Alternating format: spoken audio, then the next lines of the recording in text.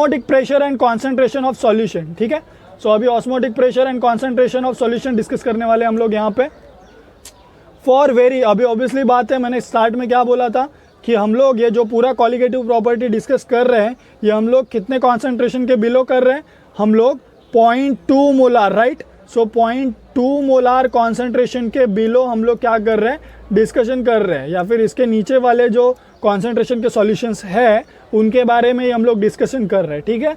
सो यहाँ पे क्या लिखा है, for very dilute solutions the osmotic pressure follows the equation pi is equals to N2/V RT, okay.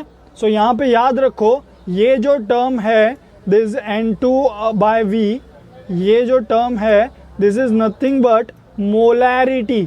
I hope you remember what is mean by molarity. Now what is mean by molarity, molarity is nothing but number of moles of solute upon volume of solution in dm cube, right.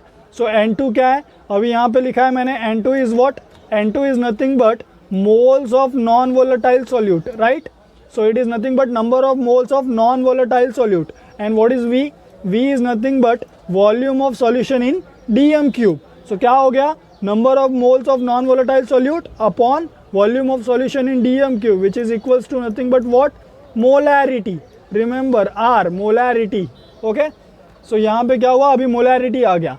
R क्या है हमारा, R is nothing but gas constant which is having the value 0.08206 dm cube, atmosphere, Kelvin inverse, mole inverse। और पाई क्या है यहाँ पे हमारा, pi is nothing but osmotic pressure, right.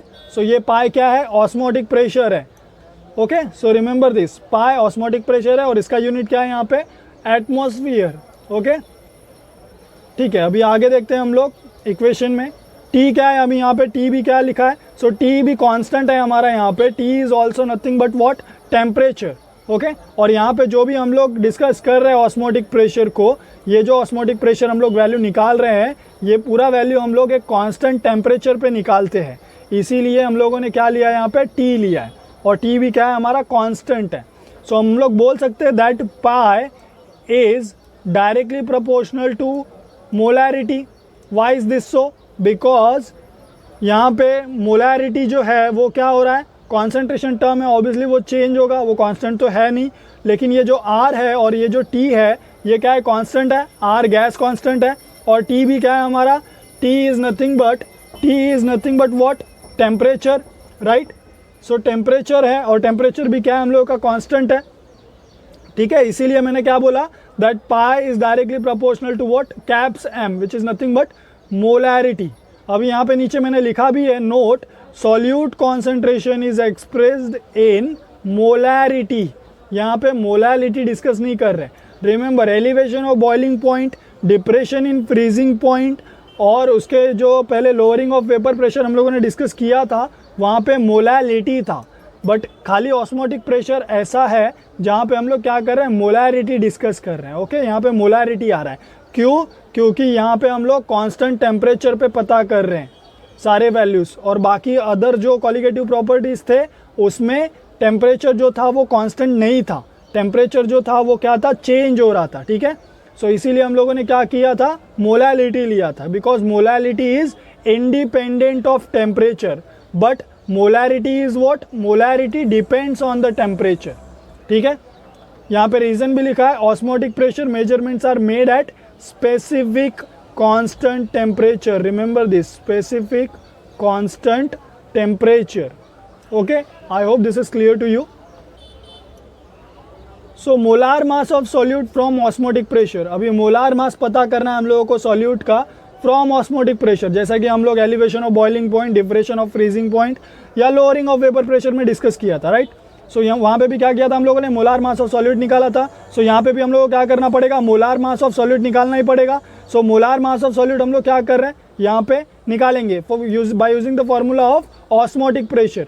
सो यहाँ पे पाई है, so pi is equals to N2/V RT, जैसा कि मैंने बोला स्टार्ट में अभी। सो N2 क्या है, suppose N2 is equals to weight of solute upon molar mass of solute, okay. So यहाँ पे लिखा है mass of solute in V litres of solution, which is nothing but W2, and M2 क्या है हमारा, molar mass of solute है। So equation 1 क्या हो जाएगा, अभी इक्वेशन 1 में क्या करेंगे हम लोग, ये जो n2 का वैल्यू है ये सब्सटीट्यूट कर देंगे यहाँ पे। सो जब हम लोग सब्सटीट्यूट कर देंगे तो हम लोगों को कुछ ऐसा इक्वेशन मिलेगा यहाँ पे जो लिखा है, राइट। सो ये इक्वेशन में क्या किया हम लोगों ने, W2/m2 सब्सटीट्यूट कर दिया और RT/V वैसे का वैसा रह गया। तो हम लोग ने क्या किया, अभी ये जो मोलार मास ऑफ सॉल्यूट है which is nothing but m2, ये हम लोग को पता करना है। सो ये हम लोग को पता करना है, तो हम लोगों ने क्या किया, इसको लेफ्ट हैंड साइड ले लिया और पाई को क्या कर लिया हम लोगों ने, पाई को हम लोगों ने राइट हैंड साइड मूव कर दिया है। ओके, सो हम लोगों को इक्वेशन कुछ ऐसा मिलेगा, राइट है। सो यहाँ पे हम लोग को इक्वेशन ऐसा देखने मिलेगा। Okay, so I hope this is clear to you.